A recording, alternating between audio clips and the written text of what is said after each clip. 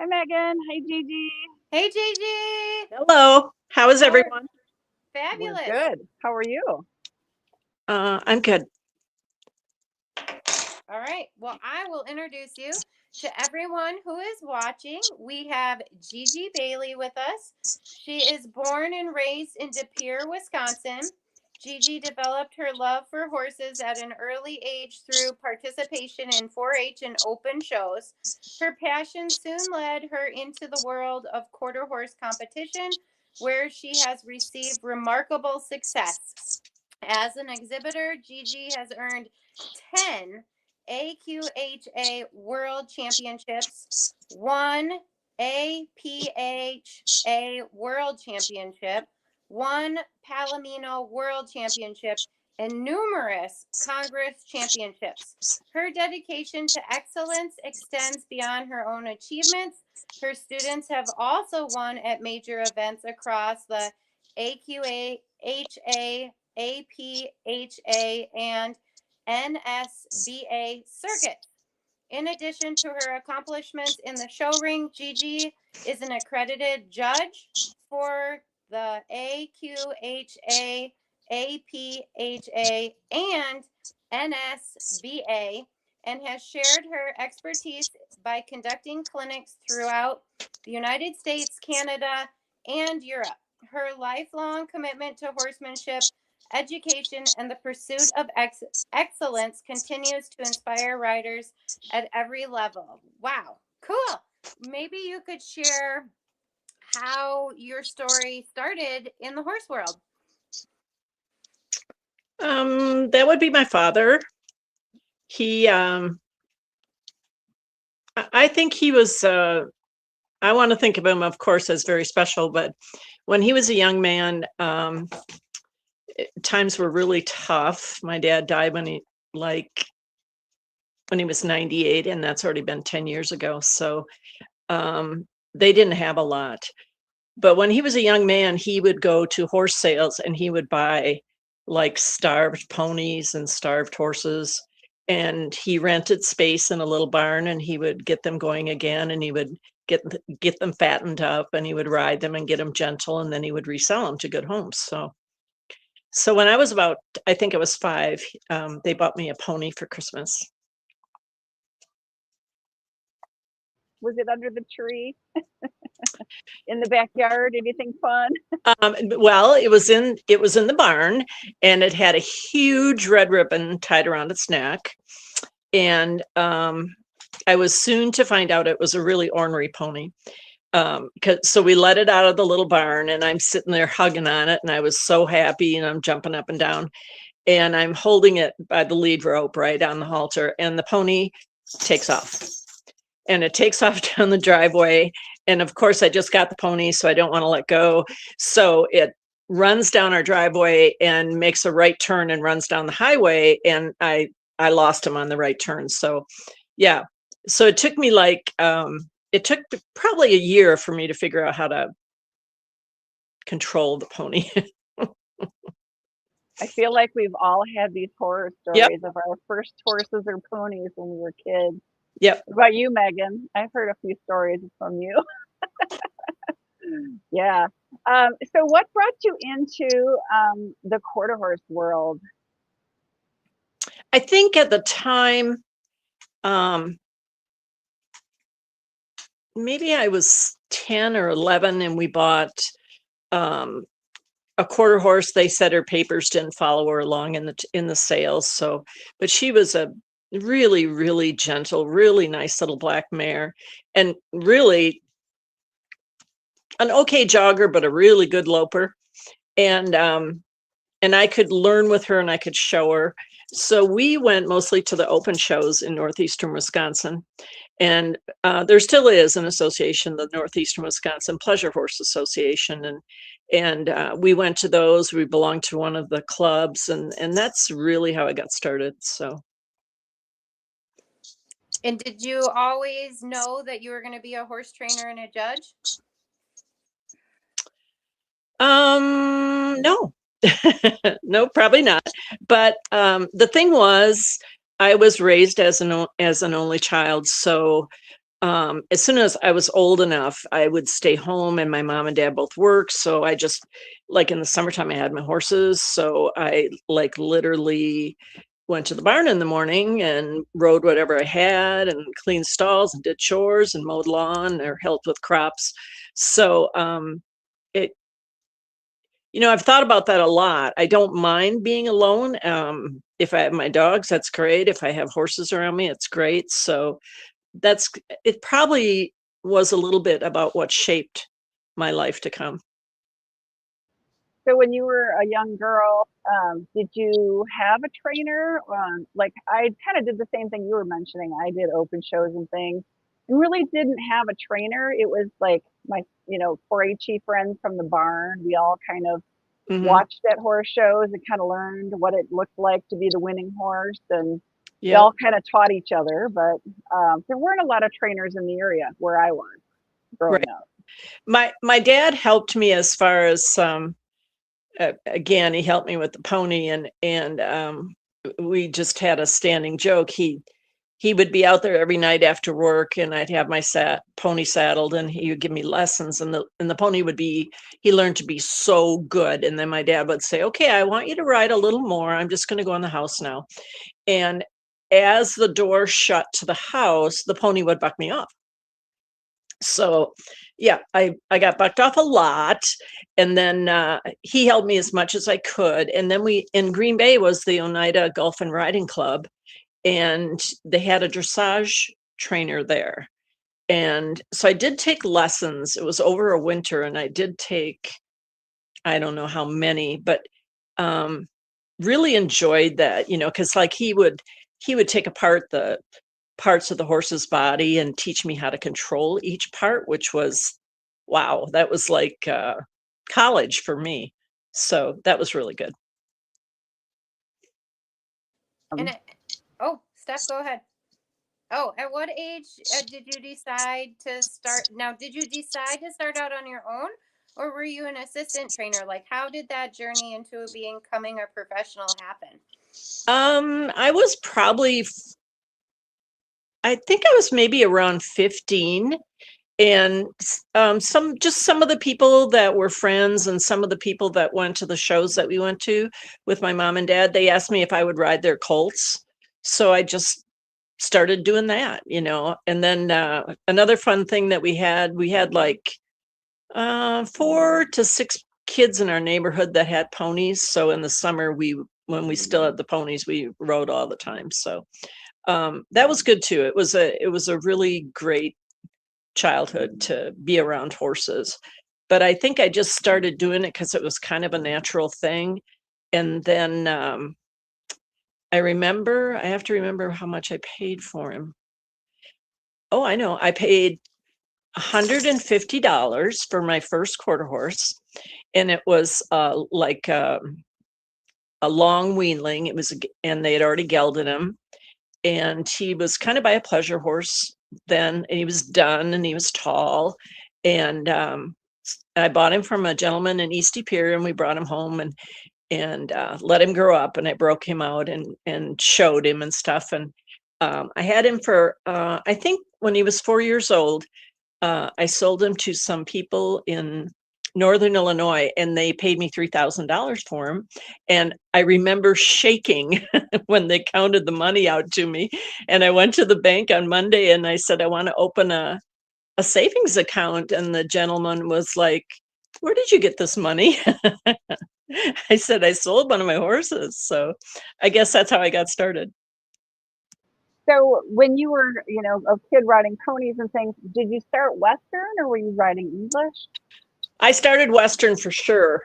And then along about the time when I was 15, another super important thing happened. I was just riding some horses for friends. And then, maybe 2.5 miles down the road, we had a family that moved in, and was Bill and Molly Loggeman, and they had 2 daughters, and they did the hunter shows. And Bill learned to ride in Germany, and he was a very gifted rider, and the girls were very good, and they went to a lot of the bigger hunter shows. So I went and got a summer job cleaning stalls, cleaning tack. And then I got paid in lessons, but my lesson horses were horses that didn't want to be ridden. So that's sort of my lesson horses would do like 6 cavalettis in 2 steps.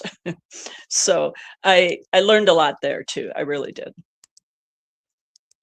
We have a chat question. Denise asked, how did your journey take you into judging? So when did you decide you wanted to go down the judging route? Mm-hmm. You know, you guys mentioned that you were in 4-H, and I delved into 4-H a little. I was like, we had a fairly big club here, but I was like literally the only one that did horses. And so I went to the state 4-H show, and this is going to sound horrible. I don't mean it to, but I really was so disappointed in the judging. And I guess that maybe got me started, because I was like, I guess I'm paying more attention than I think I am, because I don't agree with that judge's placings, and I don't agree with that. I don't agree with that, but I do agree with this. And I think the other thing that started me on that road was, we talk about in this business, we talk about whether you have an eye for a good horse or an eye for what is excellent, and you have your benchmarks for what is really, your best memory, your best thought in each class. And I guess I really started to hone in on that, and then started my showing at the quarter horse shows. In 1975, I got married, and then I was just like, I had been working in a medical clinic as an assistant to a doctor, and just overnight I started being a professional horse trainer. So. And did you build a barn? Did you work out of someone's barn? So I got married to Rick Skelly, and we rented stalls from Bob Hembrook, and he was in Fort Atkinson. And I don't know if you guys remember, he had What a Bonanza, who, Bob had won so much with him. And so we just rented a block of stalls there and started training. Okay, so you brought up breeding and things. So sort of on that note, how can you comment on, honestly, the evolution, and I'm just going to say of the hunt seat horse, we'll start with that, over, honestly, a couple of decades, because I feel like there's a lot of changes that have happened. Yeah. I have pictures in my album, like quite literally, if a horse couldn't do the Western Pleasure, if it couldn't do anything else, but it got its halter points and you were trying to make it an AQHA championship, we'll do the hunt seat with it. So yeah, I have pictures of AAA race horses that I showed in the undersaddle. Now it's called undersaddle. Before it was called hunt seat. And I have superior halter horses, several of those that, I had to get the hunt seat points on to finish their championships. So we didn't really we just started to have a type then. I remember we had the cap gun circuit in southern Wisconsin every summer. And for a while that attracted people from all over the country, which was great. That was just like a candy store for me. So I remember that Nancy Sue Ryan came, one of the first ones. And that's the first time I actually saw hunt seat horses that were like bred to be hunt seat horses. They were taller, leaner, more like fox hunting, which of course really piqued my interest, because I loved the Hunter Barn. I loved working for them, and I loved those horses. So that was like a logical match. And because I had had so much EQ training, I could exhibit one. I was ahead of the game a little bit, I think, as far as when hunt seat started in the quarter horse shows. Okay, so let's slightly pivot and have that same question as far as the pleasure horses. We'll just say the Western pleasure horses, because Yeah. they've changed a lot too. Oh, And we're they so look different. lucky. Yeah, we're so lucky. The horses now, they're actually, I mean, yes, there's a lot of all-around sires, and I've had some good all-around sires, but there's so many people and so many stallions that you can go to that have phenomenal records in the Western Pleasure, or in the Hunter Under Saddle and the hunter events. And it's like a candy store now. I would say personally, my favorite is, I would like that. I'm not necessarily that 17 really thoroughbred looking horse. I'm more maybe the 16-2, but really made well, that can do both things probably, but can march that 12-foot stride down the hunter lines. Is it hard to find a horse now that can kind of do, I don't want to say all around, but that can kind of do both directions, and maybe even, pick up some halter points too? Yeah, I think there's a swing going on, and I think it started 5-6 years ago, and we are breeding for that, all-around horse that can get, form to function and get halter points just because of their structure, and yet be very athletic and do both the Western and the hunt seat. Maybe not win the world in the hunt seat, but as far as youth and amateur go, can be an excellent horse for that. Are we seeing a high demand in the youth and the amateur market for horses that'll do a little bit of everything? Or are we still seeing, we'll just say amateurs right now, the adult amateurs, are they wanting to just, be a hunt seat rider, or be a Western pleasure rider, or, do the horsemanship, or are they looking for an all-arounder? I think we're, first of all, I have to say that I think that if you love horses, the past 50, 75, 25, 5 years have been the best in the history of the planet, because I mean, we used to eat them, and then we used to work them to death, and we didn't have any care for how we treated them. But now, in a lot of sense, they're like elevated pets, and we take such good care of them, and we've bred them and brought them along to do specific jobs, which is so much easier for them than trying to put that square peg in the round hole. And so I think the demand has gone out of sight for the really good ones.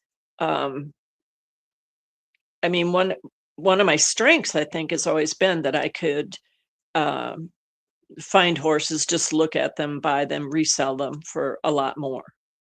So, but now I think the market is so wide open. I think the only thing that's holding us back right at the moment is the economy. So have you found a decline in your sport or not? It doesn't sound like it. Because yeah, definitely. Oh, you have found a decline. Definitely. Yeah. Why do you think that is? The economy? It's expensive. Yeah.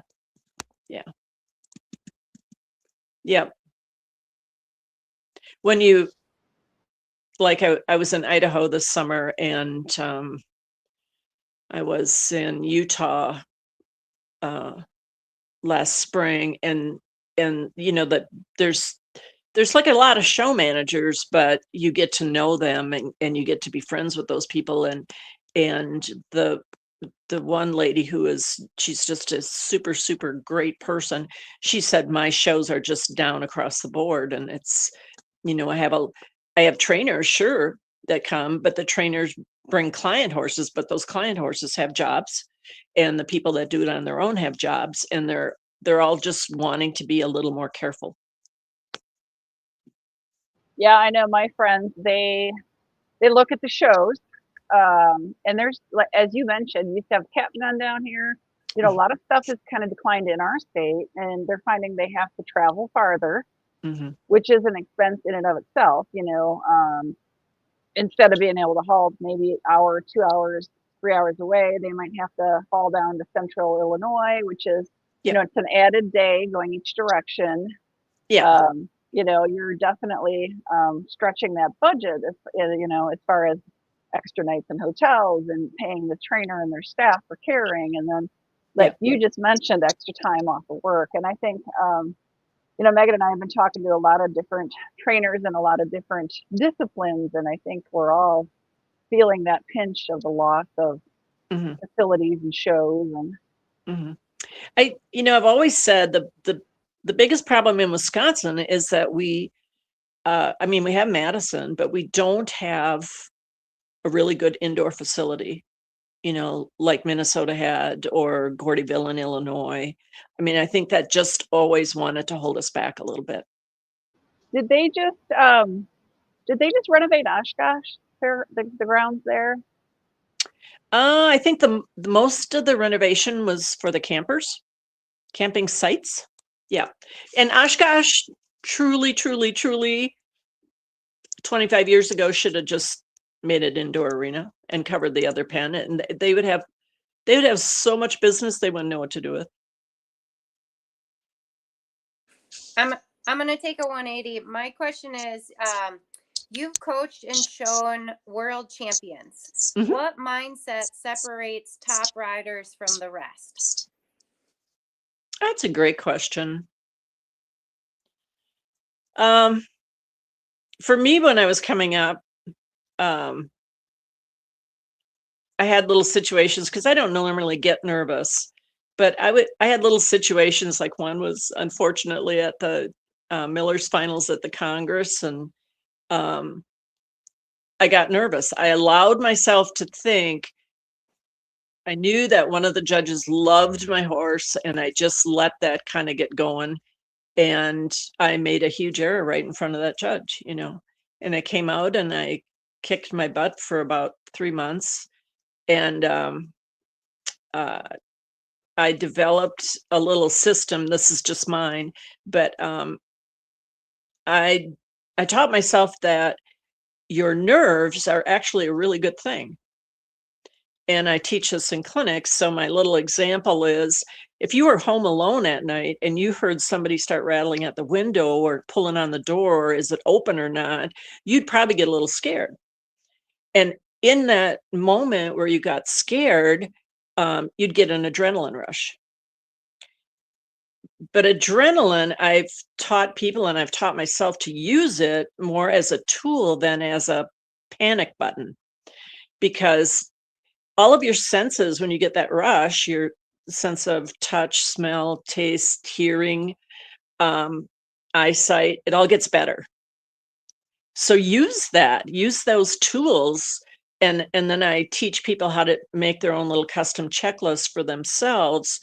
Make a checklist that makes you check yourself, your position, your eyes, your seat, your hands. Take a breath, relax, run the system again if you have to. But it'll make you just kind of hone in on what your goal is. And your goal is, to me, is to be the best partner that you can for the day. And if you're looking around to see who Joey's riding or Susie's riding, you just took your eye off of your situation that you needed to be looking at. So I do that, and I find that another one of my tools is I have what I call a 50-question quiz, and I try to make my riders feel like, okay, you're going to take a test at school tomorrow, and there's going to be 50 questions on the test, but you have studied and you have learned and you know all the answers on those 50 questions. Will you be confident? Yes. Will that make you more calm and more competitive? Yes.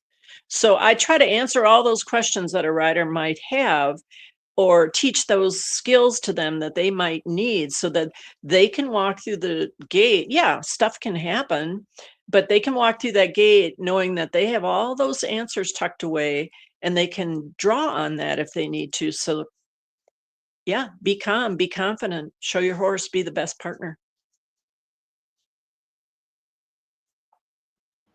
Okay, I'm going to pivot again. Megan's laughing. She's like, Stephanie likes to pivot. So let's go back to the judging. What is it like to judge at a world show or the Congress? It's awesome. It's awesome. It really is. Yeah. Again, you're the kid in the candy store. And honestly, the bigger, better horse shows are so much easier to judge than the smaller shows where there's one calamity after another going on. It's like, is this worse than this? Okay, and you're trying to make that judgment in your mind. But when you have a lot to choose from, then it'll come down to your personal taste and your personal background. What's a misconception about judging that you wish people understood? I think our biggest problem is that it's like really political, but I think we're getting rid of that. I really do. And I would like to pat all the lady judges on the back, because I think when we kind of hit the scene,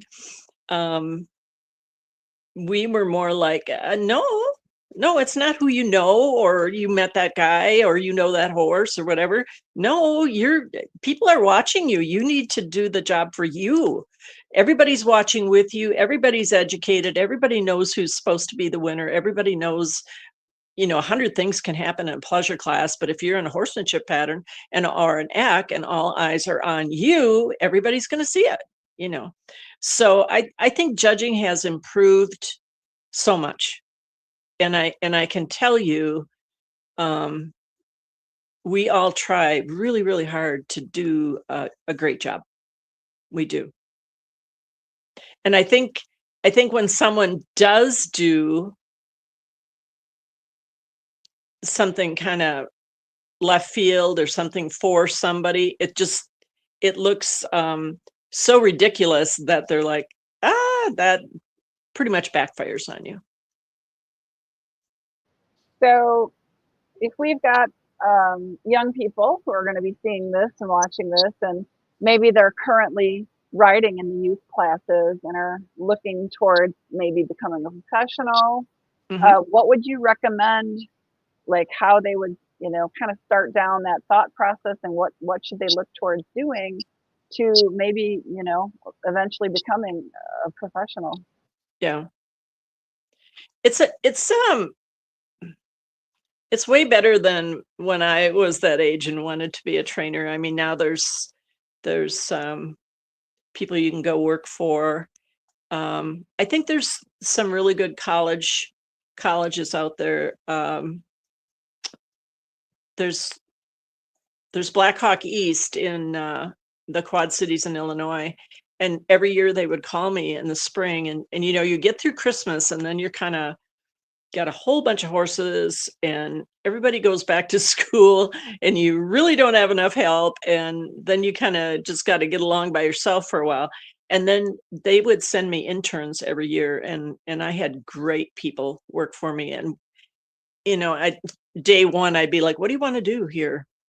Oh, I want to show the horses that you show. Okay, we'll work at that.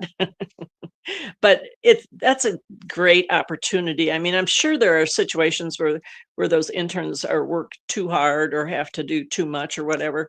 And my philosophy always was, you're going to do any job on this place because I'm going to do any job on this place right next to you.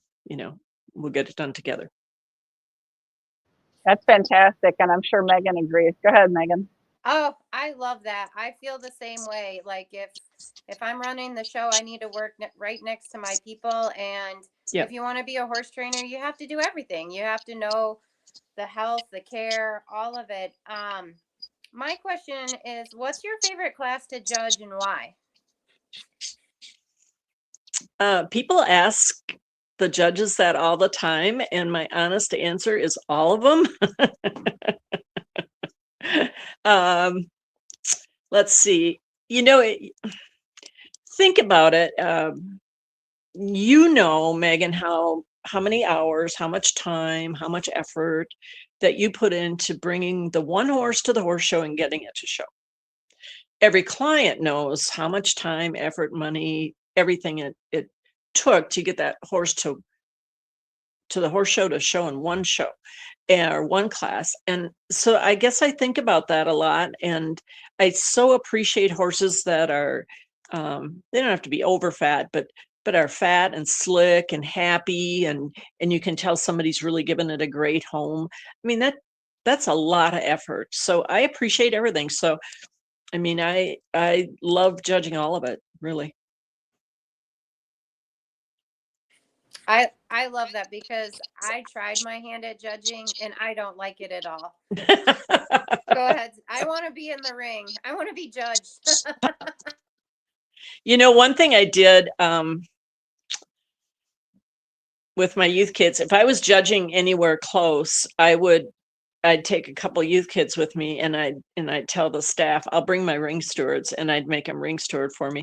But this was before we scribed so much, because scribing right now it's just an art for people, and those scribes are so fantastic. But I would bring my youth kids with me, and I'd make them stand in the middle, and they, you know, at the end of the day, every single time they'd be like, this is so different. It looks so different when you're standing in the middle and looking out. And I'm like, yep, that's why I wanted you to do this, because you need to know that perspective. You need to know when you're going around in the undersaddle or the Western or whatever, you need to know what the judge is looking at standing in the middle of the arena. And that was always a very valuable thing for them to learn. Does the AQHA have a program for the youth to, I don't know, maybe if they're at the Congress for a couple of weeks or something, anything like that they can, any sort of educational anything? I really think that NSBA is doing a lot right now. Yeah, in fact, they just got done. I won't remember the name of the program, sorry, but they have a program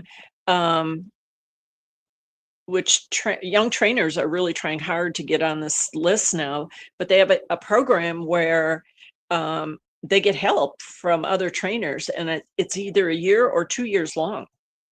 And their graduates out of these classes are fantastic. So that's a way. As far as learning to judge, you know, I'd have to say that from the moment that I thought, yeah, I think I'd like to maybe try judging, everybody that had a judge's card reached out and said, I'll help you, I'll help you, I'll help you. Everybody, we all help each other. It's just a fantastic group of people. And I can remember I showed up, was judging in Gordyville, and Tom Robertson was going to go to test for his card. And so he was going to be my ring steward, and I had already cleared it with Mary Hannigan, the show manager, that would be fine. Because if you're just a ring steward, I mean, yeah, you're not going to talk all day long, but again, they get to stand in the middle, and they get to see what it looks like out on the rail, and they get to walk around the horses and stuff. And so Tom was, we had worked that out. He was going to do that. And we got there, and one of the AQHA reps was there, Tim Beasley, and I didn't think about that part because we didn't have any official protocol for it. So we just walked up and told him, and he looked at Tom and he looked at me and he said, that is a great idea. That's a perfect idea. You know, how do you learn? So yeah, there's been lots of times I've had several people that have just come to the show and been my ring steward all day long. And then they get to see, sometimes it's kind of a grueling grind, you know, to get through the end of the day. And sometimes it's hot and sometimes it's cold. And sometimes your staff treats you really well, and sometimes they're too busy to treat you really well. So it's just a good learning experience. But NSBA is, they're developing trainers, and I think that's really good. That's fascinating. They did, I want to say probably 8 to 10 years ago, we had the NSBA boot camps, and I don't remember those or not, and I helped with several of those. I helped with one in Colorado, one in Gordyville, one in Minnesota, but they would just pick 3 professionals, fly us in, and people would sign up to ride with them for 2 days. And that, I thought that was terrific. That was just really, really good. So that was like a clinic situation? Yep. Yeah, that's a great idea. Yeah. So, We had like 30 some people in Gordyville. wow, that's amazing. Yeah. And that's great. Great for the sport.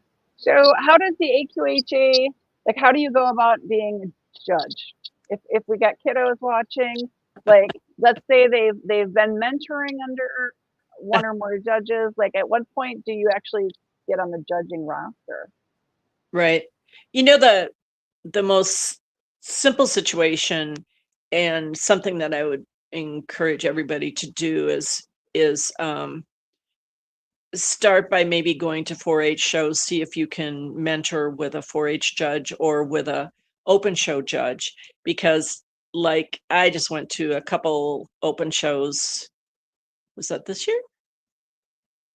I went to more of them last year because we had some of our granddaughters that were interested in showing. So, but you'll see people there judging those shows that you know are going to test for their quarter horse and paint and NSBA cards. Yeah, I mean, the best way to do it is just get out there and do it. We interviewed, gosh, Megan, when was it we had Dan Grunwald on?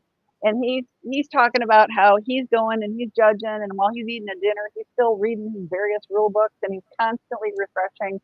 You know, doesn't matter what he's doing. He says he could be out to, I think he told us he goes out to breakfast in the mornings, and he's generally got one of the rule books, and he's going through things and making sure it's always fresh in his head. And I do know for Wisconsin here, we do have the Wisconsin Horse Council that definitely does some programs towards helping judges, especially obviously, you know, open show situations. I think they're a really good outfit. I've taught for them 2 for sure, maybe 3 times, but they do a really, really good job. Anybody that wants to judge needs to just sign up with them. You know, one thing that I did when I was testing to get my AQHA card, I had like 18 horses in training, 1 girl to help me do chores, and I was on my own. And so I read the rule book. I'm sure there's a better way to do it now, but I read the rule book into a tape recorder because I thought, you know, you have your radio going all day long in the indoor, and you learn those country songs in like 3 days. So I thought, well, if I just plug that into my ears, so like for almost 3 weeks, I just had it plugged in my ear all day long, and that helped a lot, really a lot. That is a great idea. I struggle having the time to read the rule book. That's a super idea. I bet there's an app that it can read to you now. But yeah, maybe that'd be perfect. Yeah, wouldn't it? My question for you is, do you have a favorite horse that you've worked with, and why? Maybe tell us about him. You know, a few weeks ago on Facebook, we were doing somebody started out with their favorite horse to show. I never really kept track of it. I made my top 5 list because I've been so fortunate and I've had such nice horses to show. And but the ones that were, you know, just really stuck in your head. Yeah. So I have a top 5 list. Let's hear it. Okay. And I don't know if I'll have them in the correct order. Just a really long time ago, again, just when we were starting to see the horses that looked like hunters, not just like superior halter horses with a hunt seat saddle on them. There was a really beautiful chestnut mare at the horse shows, and oh, she was so unruly, and just they were arguing with her all the time. So the next spring, I really paid attention to her. The next spring, the lady called me and she said, "My name is," and I said, "And you own one for the record." And she said, "How do you know that I own her?" And I said, "Because she's so beautiful and I have followed her like crazy." And she said, "Would you like to work with her?" And I said, "No, I would love to work with her," you know. So they brought her and I rode her, and her name was Casey. And I think Casey probably taught me as much as, or I probably learned more from her. than she did from me, because she was so incredibly gifted as an athlete. You just mostly had to communicate. Communication was the problem, and she taught me to treat my reins like they were made out of silk threads that would pull apart if I pulled on her too hard. So that led me to my exploration of just attaching my hand to the rein instead of holding it. And then my attachment went my hand to the rein, horse's mouth. And when it wasn't her, when I figured it out, I think we were at the Florida Gold Coast, and I think we had 8 shows, and I had 7 firsts and a third. And it changed almost overnight. So that was such a lesson for me to learn on every horse. It's not that you get on and say, we're going to do this today. So I get on and say, well, let's do a little review. Let's communicate a little bit so that we understand one another. Let's review what we did yesterday, and let's hopefully move forward. And she was such an athlete. I remember that spring then, I had her at the Tom Powers Futurities, which used to be at Tom's farm in Michigan, and he had an outdoor hunt course. And so after we were done one day, I went over and just started jumping some jumps, and we jumped everything except the big roll tops. And I found out the next week that no one had ever taught her to jump. She had never even seen a jump. I'm like, who started her over the jumps? And they were like, no one. She's never seen a jump before. But she was so gifted, so talented. We took her to the World Show that year, and she won 2 World Championships, and we sold her to Donna Johnson. And Donna won the all-around amateur with her the next year in the nation. And then as a broodmare, I think she's the mother of 2 different super horses. Yeah, she was just absolutely incredible. And all you had to do was not fight with her. Okay, so let's pick another one off your top 5 list. These are great stories. It's fun to hear. Yeah. I have a bunch that is right there together. We owned a stallion. I saw him as a 2-year-old. I was worried his neck looked all of 6 inches long, but he was so gifted legged that we bought him, and his name was Pass the Asset. And so fun to ride, so fun to train. Just an awesome horse. And he has become, he would be the sire of grandsire of Making Me Willie Wild, which is why those horses, everybody said to me, I have this colt by Making Me Willie Wild, and it can do the hunt seat, and it can do the Western, it can change leads. And I'm like, look back a little bit and you'll see why. Because Floyd was just a gifted lead changer, cantered, loped as good as any horse that I ever had, really, really was a super, super gifted horse. And his colts have been great.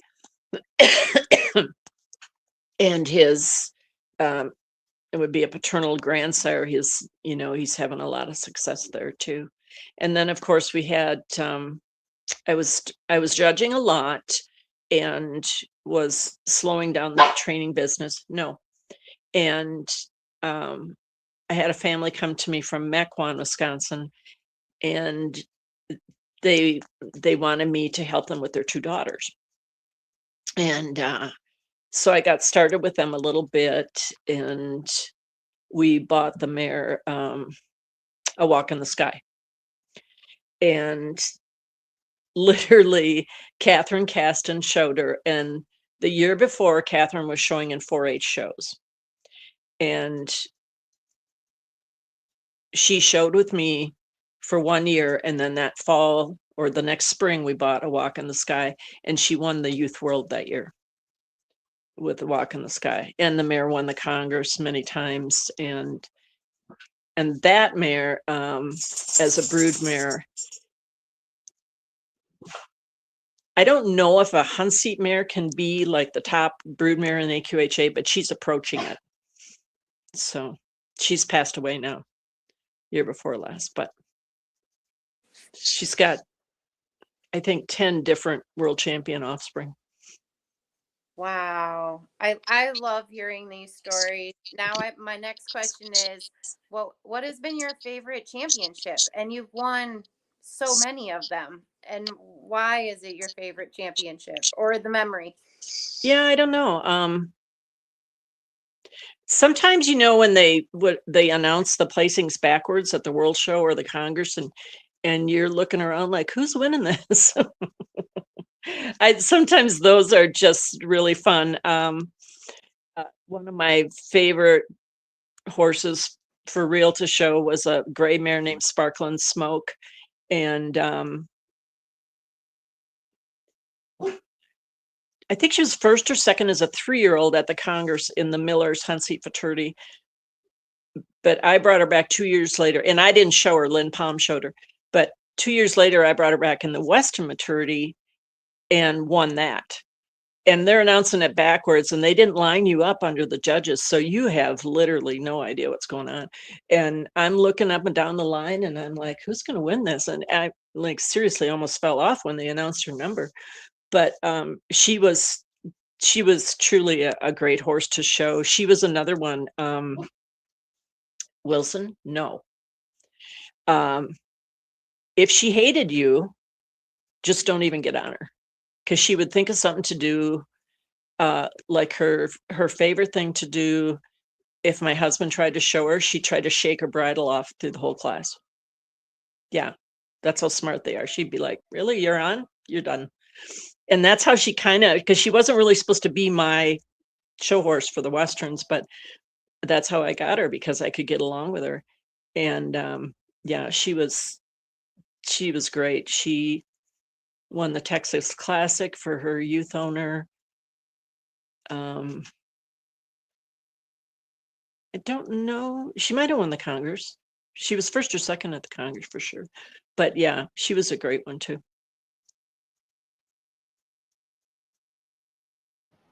We've got another question from the viewers. Did you show a lot of stallions, or do you show a lot of stallions? Yes. Yeah, I did. It's when I lived in Janesville, we had a 20 stall barn, and at one point for like 8 months, the front 10 stalls were all stallions. Yeah. That's so interesting, and I don't know, Megan, what your thoughts are, but in some of the other sports, and people we've interviewed, other horse disciplines, I should say, you don't see a lot of that. Right. It's interesting. What comments, Megan, on that? Because Megan was at Temple with stallions, so I personally am a mare person. The mares, just when you connect with them and that bond that you get, it's just really special. I've actually always wanted a client to give me a stallion, because then they wouldn't take it away and breed it. They need it in training. So, but I always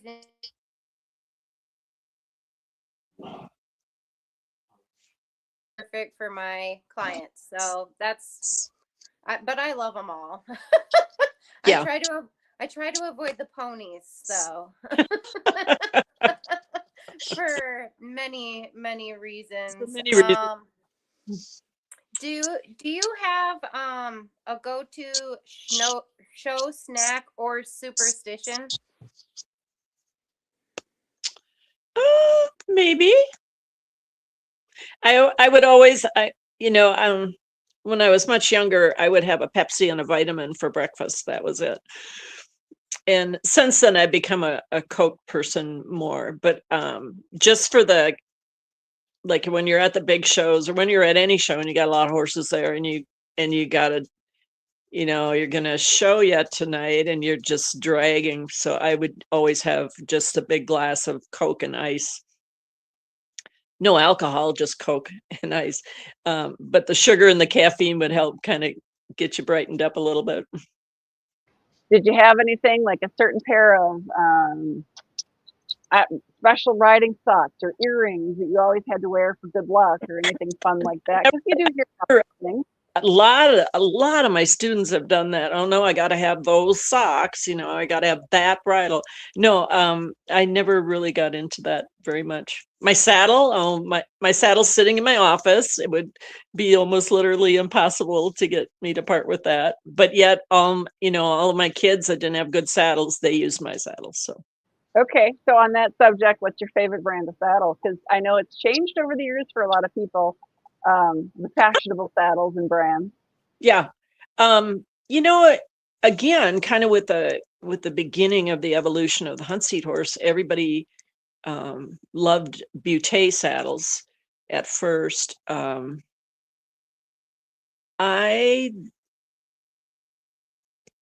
gave, and this was a lot of money. Let me see when this was. So like in 92 or 93, somebody had a Luke Childrick, which is made in France.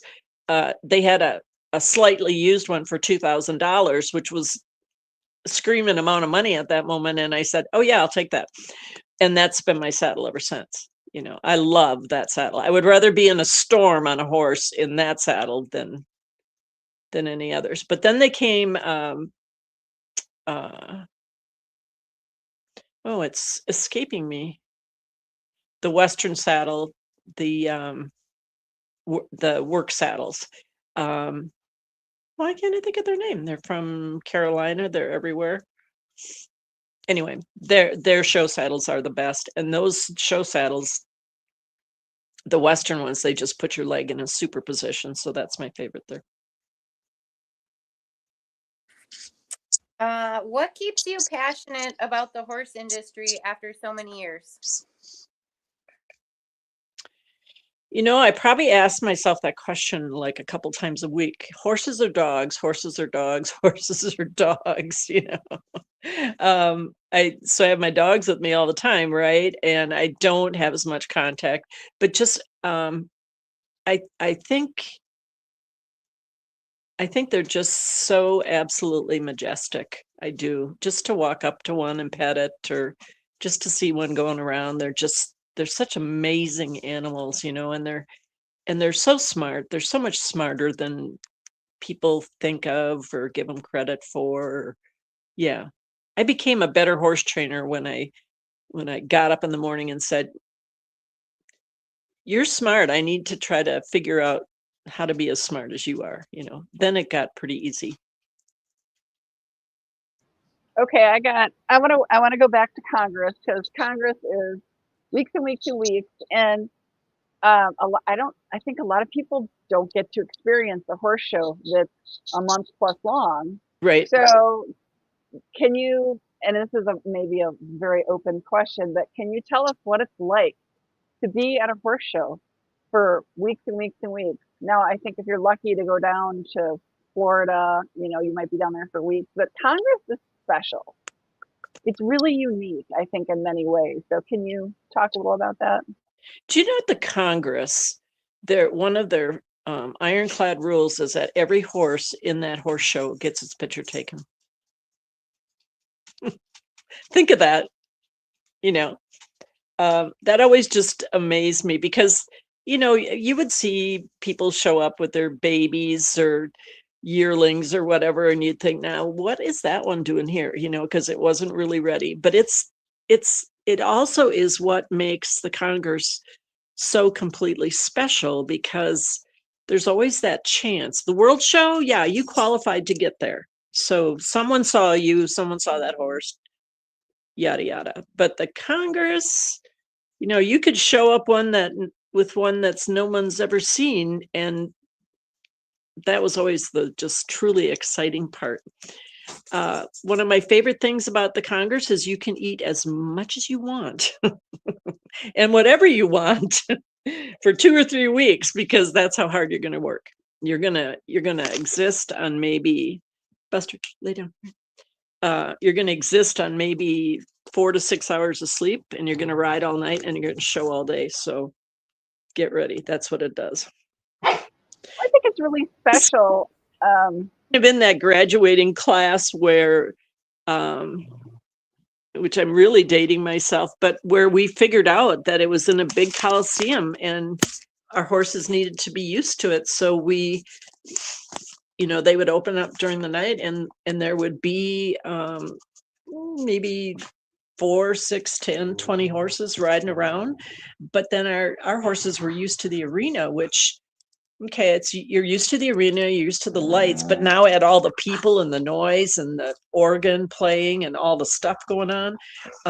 You had to give your horse a chance to get acclimated to stuff. So that's what we did. Yeah.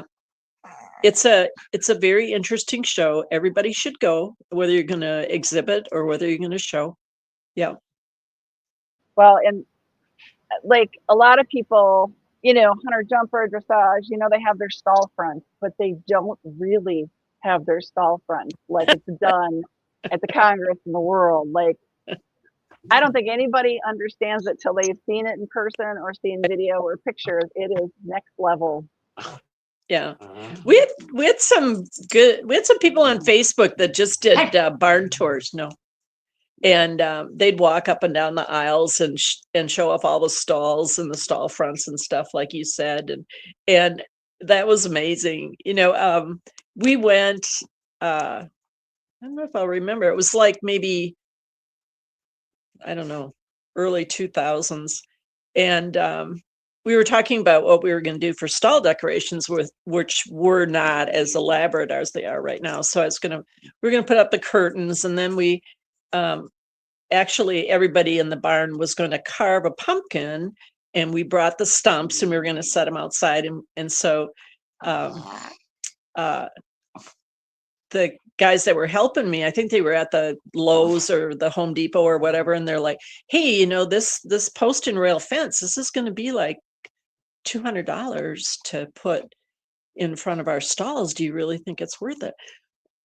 And I said, well, our neighbors started putting up their stuff this morning, and they spent $10,000 on theirs. So I think we should go with the fence. So we did, but it just gets crazy. I mean, I hear and you see videos, people are bringing in, it's like a house. They're bringing in a full kitchen and bedroom and TV, like, 90 or 100 inch TVs and sofas and, these, like you said, elaborate door systems, fronts that it's like walking into a house. It's so special and so different and unique than what you see. We always had couches and a TV and, food, refrigerator, tables, coffee makers. Yeah. When you're there for that long, you're kind of at home. You're kind of at your home away from home. So yeah, you're going to set it up to last as much as you can. Yeah. For your own sanity, if nothing else. Wow. That sounds crazy. What message would you like to share with the next generation of riders or judges or trainers? Yeah, I would have to start it by saying I think there's a bit of uncertainty right now, and I think the next couple of years, I would say, will evolve. The horse business will evolve again. It always does. It always adjusts and evolves, just get to learn your horse and your horses and give them respect and try to, it's not, when you get on in the morning, it's not what you want to do. It's what you can do with your partner. So I've had so many, it's the dad speech, my dad's speech, why should I buy a horse and pay you to take care of it and then teach my daughter to ride? Why can't she just swim or play tennis or play golf, Well, Mr. whomever, you can do all those things. That'd be terrific for your child. But when she goes out in the morning and she has to figure out how to get a 1,000-pound animal to work with her and be her partner, and then go do it in a strange place with a bunch of other horses doing it at the same time, that will accelerate her in her lifetime. And all the skills that she learns about being organized, being ready, being a partner, they'll just, I can't tell you how successful all the kids that I've ever helped and all the kids that I've ever showed horses are. It's just like a jump start in life. It really is.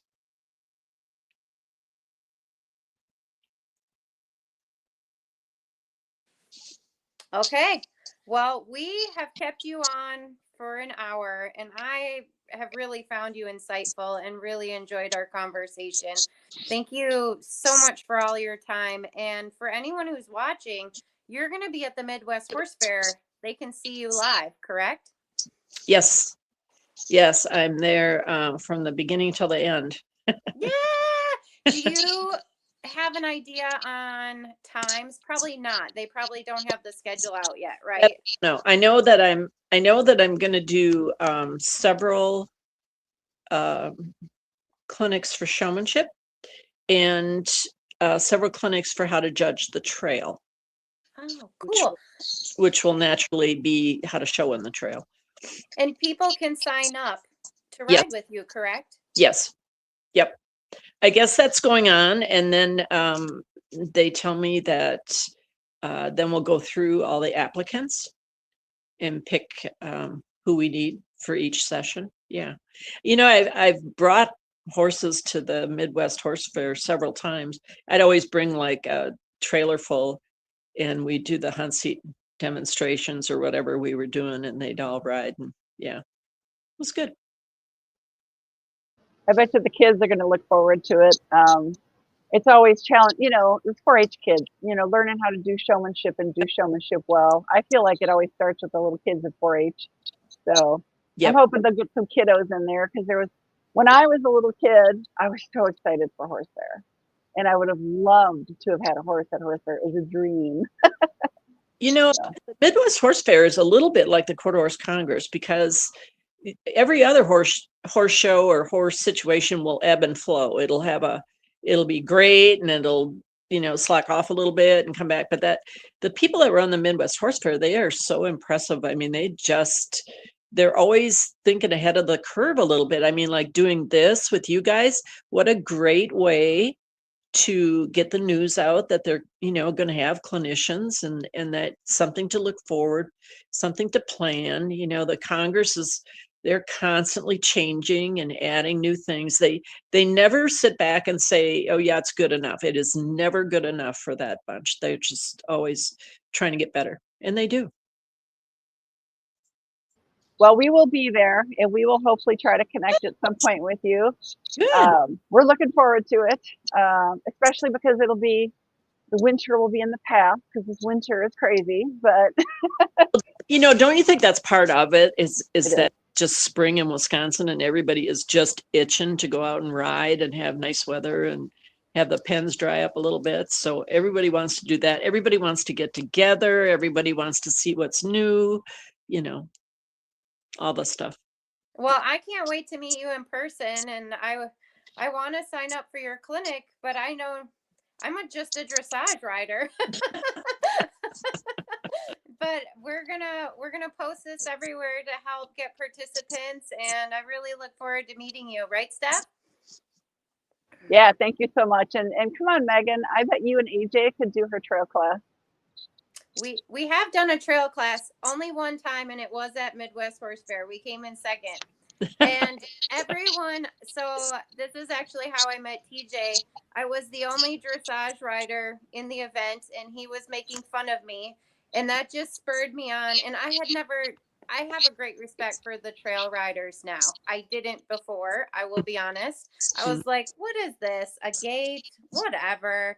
but it is actually very hard. I had to get off, run through a cardboard box. There was chickens. My God.